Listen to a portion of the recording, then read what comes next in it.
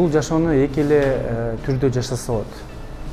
Биринчи жашоо бул биз каалабаган жашоо, бирок бирөө каалаган жашоо да.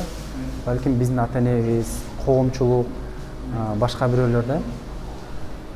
Экинчи түрдө бул биз каалаган жашоо. Кандай үмүттөрүбүз, кандай кыялдарыбыз бар, кандай жашагыбыз келет. Ошол суроого жооп берип, адам туура тандоого абзел да. Анткени бирөөнү угуп эле өзүңдү укпай жүрсөң, анда адам бактылуу боло албайт да. Бирок өзүңдүн жүрөгүңдө соккон нерсени, өзүңдүн рухуңда чыгып турган андай үнгө карата жашасаң, ошондо мындай бактылуу болосуң деген ой бар да. Жашоодо эки эле кандай десем, жол